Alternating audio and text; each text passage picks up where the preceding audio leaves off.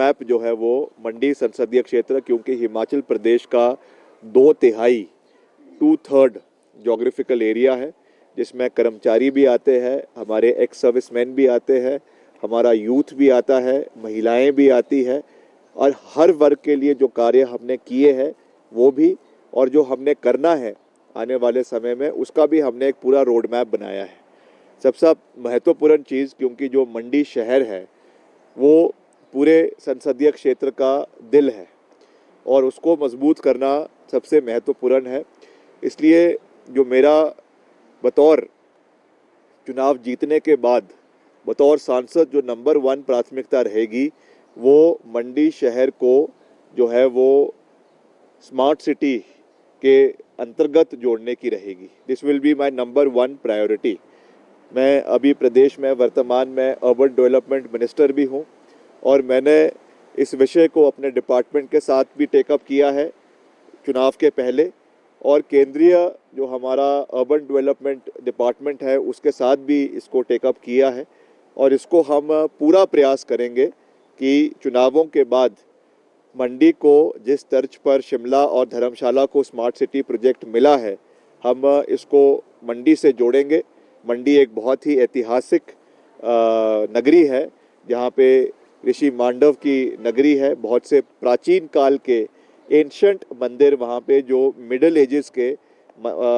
Ancient Indian history के जो मंदिर है, जो पत्थर के बने हुए हैं, चाहे वो आपका त्रिलोकीनाथ मंदिर है, चाहे भूतनाथ मंदिर है, उनका जो है उनको बनाकर रखना, और उनका जो है उसके लिए एक कॉरिडोर शहर के अंदर बने, इलेक्ट्रिक व्हीकल्स वहाँ पर उपलब्ध हो, कार्ट्स वहाँ पे उपलब्ध हो, और साथ ही साथ जो वहाँ से ब्यास नदी होकर जाती है उसका भी मैंने दो दिन पहले निरीक्षण किया, और उसके लिए खास करके एक रिवर चैनलाइजेशन करके वहाँ पे जो है एक बैंक, रिवर बैंक वहाँ पे बनाने के लिए, वहाँ पे रिवर फ्रंट बनाने का हम प्रयास करेंगे ताकि उसको ब्यूटिफाई किया जाए और एक अच्छा शहर के अंदर वो तब्दील हो। बार बार जयराम जी कहते हैं कि मंडी के शिव धाम के बारे में माननीय मुख्यमंत्री जी ने कुछ नहीं किया। मैं ये बात बिल्कुल साफ कह देना चाहता हूँ कि जो मंडी का शिव धाम है उसको बनाना भी सरकार की प्राथमिकता है, मगर उसके लिए जो इन्फ्लेटेड बजट पूर्व सरकार द्वारा बनाया गया था, because of the financial crisis that the state is bearing today, वो अभी उसको हम पूरा नहीं कर पाए हैं। मगर इसमें अगर कोई एक्सटर्नल एडेड प्रोजेक्ट एडीबी के माध्यम से या वर्ल्ड बैंक के माध्यम से या किसी भी प्रोजेक्ट के माध्यम से पैसा मिलता है तो we stand committed to complete it. मगर उनकी विजन में, जो जयराम जी का विजन है और हमारा विजन है, वो अलग है। जयराम जी चाहते हैं कि एक कंक्रीट जंगल जो है वो बिल्कुल मंडी की चोटी के ऊपर बनाया जाए। वेराज हमारा विजन ये है कि नए मंदिर बनाने के बजाय जो पुराने मंदिर है, जो प्राचीन काल के मंदिर है, एंशिएंट टेम्पल्स है, जिसकी अपनी एक वर्ल्ड हेरिटेज साइट से, यूनेस्को से जो प्रोटेक्टेड साइट्स है, उनको अगर हम बेहतरीन करेंगे और हम कॉरिडोर्स अलग अलग मंदिर के साथ जोड़ेंगे तो वो ज़्यादा बेहतर रहेगा। क्योंकि अगर कोई भी बाहर से टूरिस्ट और ख़ास करके अंतर्राष्ट्रीय टूरिस्ट आता है तो उनकी जो आकर्षण का केंद्र होता है वो एंशिएंट मंदिर होते हैं, या एंशिएंट जो हमारे हिस्टोरिकल चाहे मंदिर है, चाहे फोर्ट्स है, चाहे पैलेसेस है, वो रहते हैं। नई चीज़ों को देखने के लिए कोई नहीं आता है। उस तरीके की नया हम एक शिव धाम तो दिल्ली के भी किसी कोने में बना सकते हैं, तो उसकी कोई हिस्टोरिकल सिग्निफिकेंस नहीं है। तो उस दृष्टि से मैं ये बात साफ कर देना चाहता हूँ, क्योंकि बार बार आदरणीय श्री जयराम जी इस विषय को एक राजनीतिक रंग देने की कोशिश कर रहे हैं, तो इसकी स्थिति, इस विषय की स्थिति को स्पष्ट करना बहुत ज़रूरी था। जो नंबर 2 प्राथमिकता हमारी, क्यों मैंने तो अभी जो आपसे इंटरेक्शन करी है उस इंटरेक्शन का 99% जो है वो मुद्दों के ऊपर है, और मैंने बड़े क्लियर तरीके से अपनी विजन को लोगों के बीच में रखा है, चाहे वो एक मंडी जिला का है, चाहे वो पूरे संसदीय क्षेत्र का है, चाहे वो प्रदेश का है, और हम इन्हीं मुद्दों के ऊपर जो है वो लोगों के बीच में जाएंगे। अब अगर कोई अमर्यादित भाषा इस्तेमाल कर रहा है और ख़ास करके बॉम्बे से आकर कर रहा है, तो उसके बारे में मैं क्या कह सकता हूँ।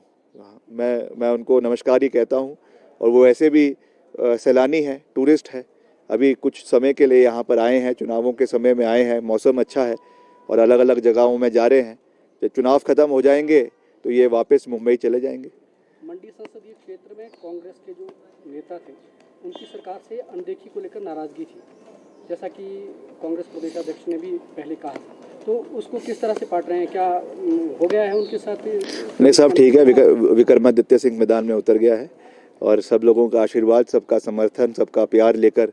हम आगे बढ़ रहे हैं। अगर कोई कमी पेशी भी रह गई होगी तो उसको भी आने वाले समय में पूरा कर लिया जाएगा। तो हम सीधा संपर्क सबके साथ बना रहे हैं और सब अपना आशीर्वाद भी दे रहे हैं, सहयोग भी दे रहे हैं, प्यार भी दे रहे हैं और सबके साथ हम मिलकर इस जंग को जो है लड़ेंगे भी और फतेह भी हासिल करेंगे।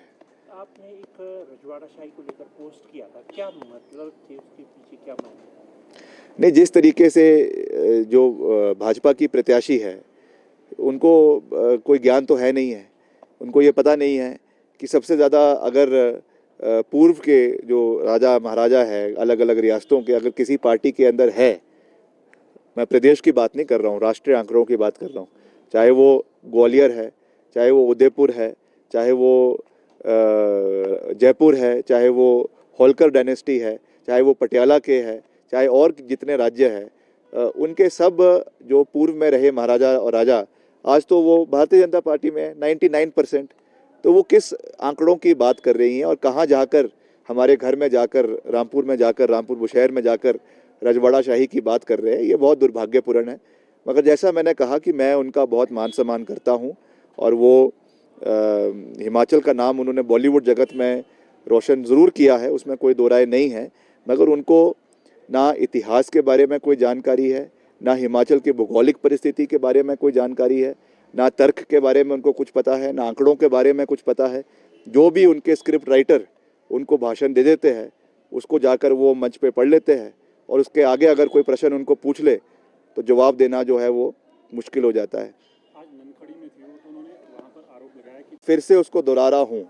हम एक मैंडेट के साथ, एक विजन के साथ और एक कमिटेड तरीके से, कमिटेड लीडरशिप के साथ आज आपके साथ इंटरेक्ट कर रहे हैं। मैं फिर से कंगना रनौत जी को ये निवेदन करूंगा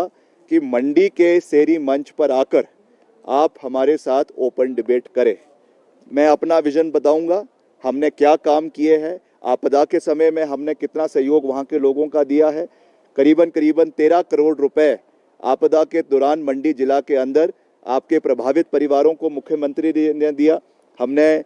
केंद्र मंत्रियों के साथ, आदरणीय नितिन गडकरी के साथ, आदरणीय हमारे जो ग्रामीण सड़क मंत्री हैं उनके साथ हमने तालमेल बनाकर अतिरिक्त हिमाचल के लिए 150 करोड़ रुपए मैं लेकर आया और उसके साथ साथ मेरे कार्यकाल में 15 महीने के हमारे कार्यकाल में 3,500 करोड़ रुपए के सड़कों के निर्माण कार्य और अपग्रेडेशन का कार्य हमने प्रदेश के अंदर करवाया है। तो ये सब चीज़ें हम लोगों के बीच में रखेंगे और आने वाले समय का विजन भी लोगों के बीच में रखेंगे। मैं फिर से जो हमारी कैंडिडेट है उनसे निवेदन करना चाहूँगा, एक हेल्दी डेमोक्रेसी है, लोकतंत्र है, तो लोकतंत्र में उनको आना चाहिए और डिबेट करनी चाहिए ताकि जनता को यह पता चले कि भाजपा के प्रत्याशी का क्या विजन है, कांग्रेस के प्रत्याशी का क्या विजन है। क्योंकि जहाँ पर भी वो जाती हैं उनका एक ही एजेंडा है, मोदी जाप करती रहती है सुबह से शाम तक, मोदी मोदी मोदी मोदी मोदी मोदी। मैं समझता हूँ ठीक है, प्रधानमंत्री जी प्रधानमंत्री है, उनका हम पूरा मान सम्मान करते हैं, बट कम से कम आप अपना एक विजन तो रखें, other than what you are dependent entirely on the prime minister. आप खुलकर आप क्लेम करती हैं कि आपने पूरा दुनिया देखा है, आपने पूरा विश्व देखा है, आप एक बहुत बड़ी एक्ट्रेस है, तो आप आइए और अपना विजन रखिए कि क्या विजन आपका मंडी संसदीय क्षेत्र के लिए है, क्या आप करना चाहती हैं, उसका एक पूरा चिट्ठा लोगों के समक्ष रखें। मैं समझता हूं कि उस चीज़ को लोग अप्रिशिएट करेंगे, यूथ अप्रिशिएट करेगा, कर्मचारी अप्रिशिएट करेंगे, महिलाएं अप्रिशिएट करेगी और फिर डिसाइड करे, मंडी संसदीय क्षेत्र की जनता डिसाइड करेगी कि उनको किसको कौन वो अपना नेतृत्व किसको जो है उस क्षेत्र से चाहती है। तो इस तरीके से हमको, मैं समझता हूं कि आगे बढ़ने की आवश्यकता है। और अभी मेरा फर्स्ट लेग का कार्यक्रम जो है मैं समझता हूं कि अच्छा रहा है, सक्सेसफुल रहा है और अगले कल से हमारा दूसरा लेग का कार्यक्रम शुरू हो रहा है जिसमें 4-5 कॉन्स्टिट्यूंसी हम कुल्लू जिला की करेंगे। 9 तारीख को हम अपना नामांकन पत्र जो है वो मंडी संसदीय क्षेत्र से बतौर सांसद के लिए शेरी मंच पर भरेंगे, जिसमें मुख्यमंत्री जी, हमारी पार्टी अध्यक्षा और केंद्र के भी कई दिग्गज नेता उसमें उपस्थित रहेंगे। और उसके बाद फिर ताबड़तोड़ तरीके से पूरे संसदीय क्षेत्र का दौरा किया जाएगा और 4 तारीख को मैं